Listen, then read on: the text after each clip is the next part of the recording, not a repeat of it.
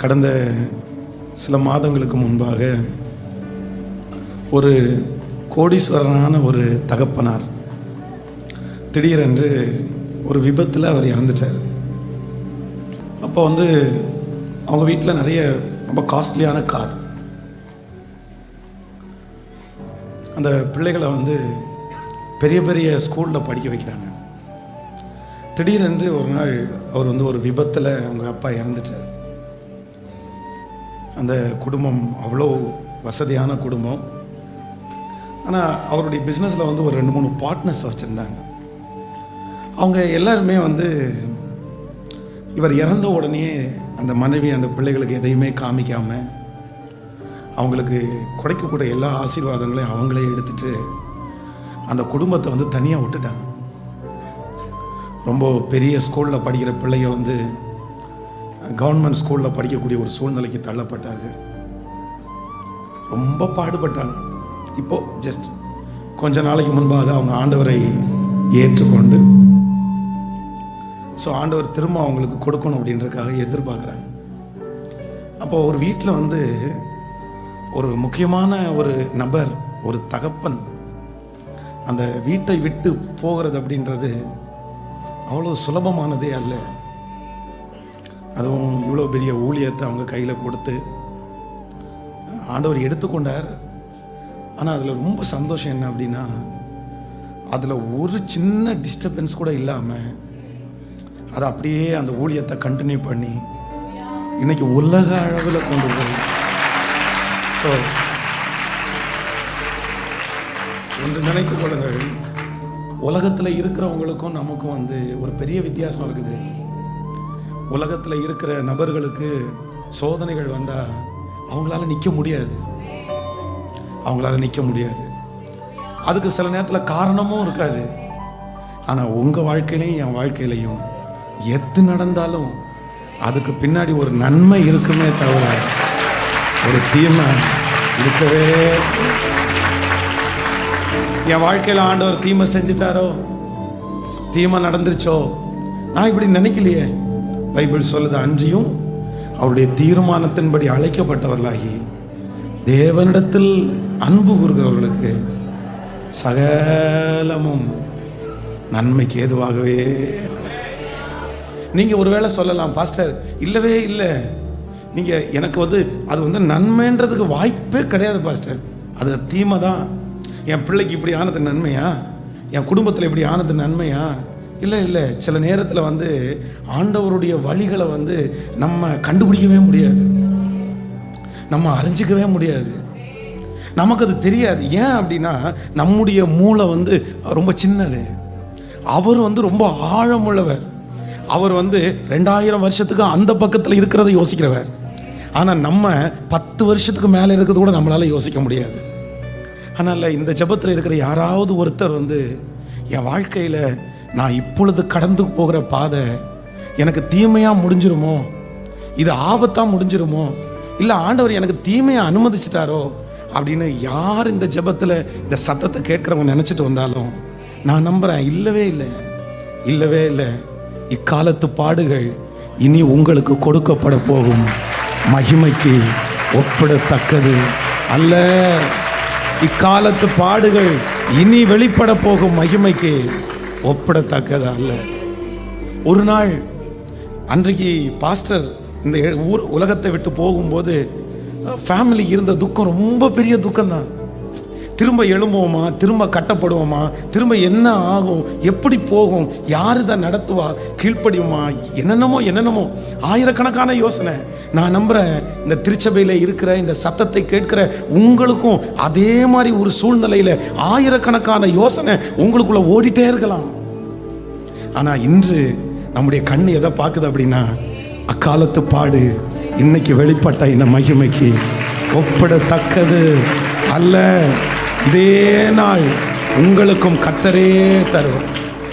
இதே மாதிரி ஒரு சூழ்நிலை கண்டிப்பாக ஒரு நாள் உங்கள் கண்கள் பார்க்கும். இந்த திருச்சபைக்கு ஒரு வயதான ஒரு தாயார் ஒரு 21 நாட்கள் உபவாச ஜெபம் நடந்துகிட்டே இருக்குது. அந்த 21 நாள் உபவாச ஜெபம் நடக்கும்போது ஒரு 4 நாளில் அவங்க பலிபீடத்தை வந்து எல்லாரும் ஜெபிக்கிறதுக்காக எல்லாம் வந்து நின்னாங்க. ஆனால் இந்த அம்மா மட்டும் ரொம்ப சத்தமாக ஓன்னு அழுதாங்க. எனக்கு ரொம்ப கஷ்டமாயிடுச்சு. எல்லாரும் அவங்கள திரும்பி திரும்பி பார்த்துட்டு இருக்காங்க.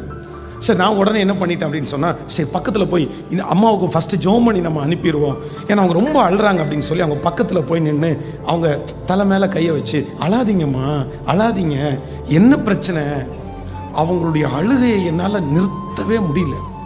அப்போ வந்து ஒரு சேர் கொண்டு வர சொல்லி அந்த சேரில் அம்மா உட்கார சொல்லிவிட்டு எல்லாருக்கும் ஜெபம் பண்ணி அனுப்பிட்டு அவங்க பக்கத்தில் போய், ஏன் இவ்வளவு அழுறீங்க?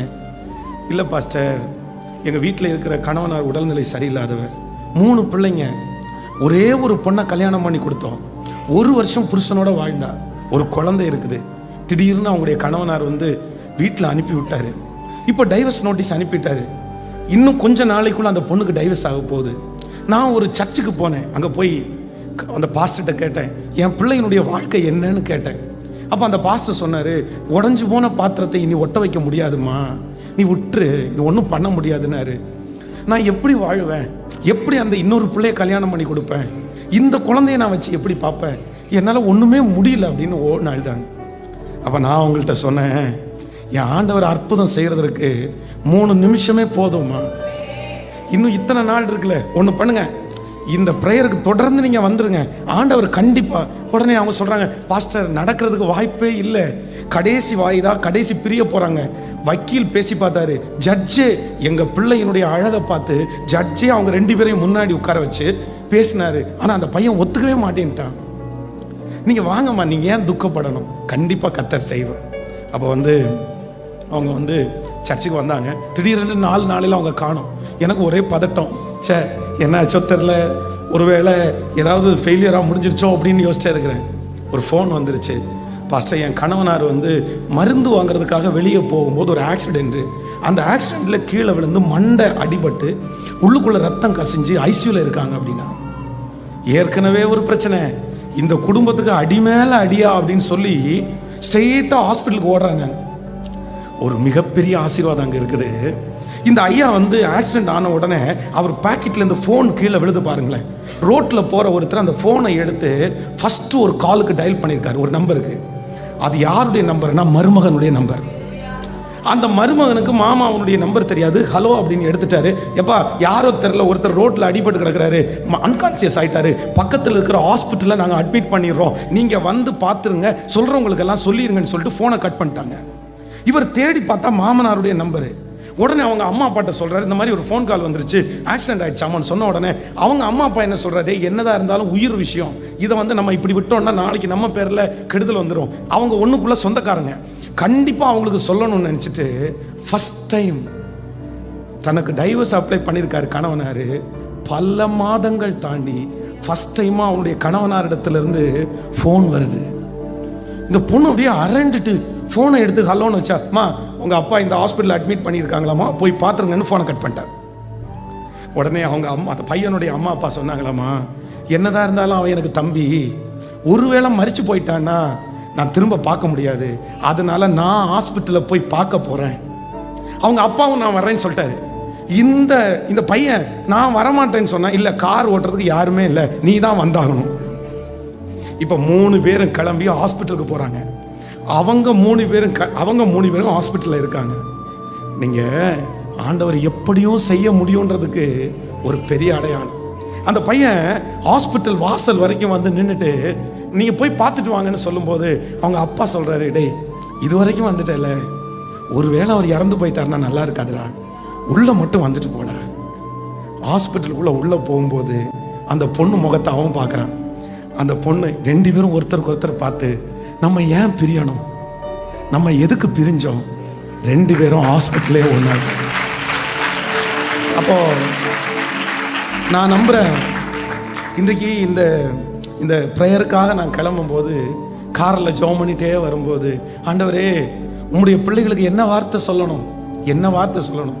அப்போ தான் ஆண்டவர் ஒரே ஒரு வார்த்தை சொன்னார், பட்டு போன விருட்சத்தை திரும்ப தழைக்க பண்ணுவேன்னு சொல்லி.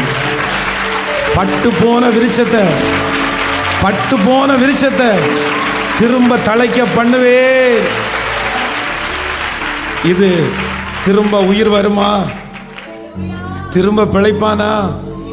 திரும்ப நடக்குமா? பட்டு போச்சே பாஸ்டர். காஞ்சு போனா கூட ஏதாவது ஒன்று செய்யலாமே, மாண்டு கிடந்தா கூட எதையாவது ஒன்று செய்யலாமே. ஆனா இது பட்டே போயிருச்சே. என் மகளுடைய வாழ்க்கை பட்டு போன மாதிரி இருக்கு பாஸ்டர். என் மகனுடைய வாழ்க்கை பட்டு போனது மாதிரி இருக்கு. என் ஆவிக்குரிய வாழ்க்கையில பெரிய தோல்வியை நான் சந்திச்சேன். திரும்ப நான் நிற்பேனா? திரும்ப நான் வளருவேனா? திரும்ப சாட்சியா வாழ்வேனா? எனக்குள்ள விசுவாசம் வரவே இல்லையே. ஆனா நான் நம்புறேன், இந்த 6வது ஆண்டு துதி ஆராதனையில ஆண்டவர் உன் கரத்தை பிடிச்சு சொல்றாரு, எனக்கு ஒரு வல்லமை இருக்குது, எனக்கு ஒரு பவர் இருக்குது. கர்த்தர் பட்டு போன விருட்சத்தை திரும்ப தழைக்க பண்ணுகிறவர். அவர் சாதாரணமானவர் அல்ல.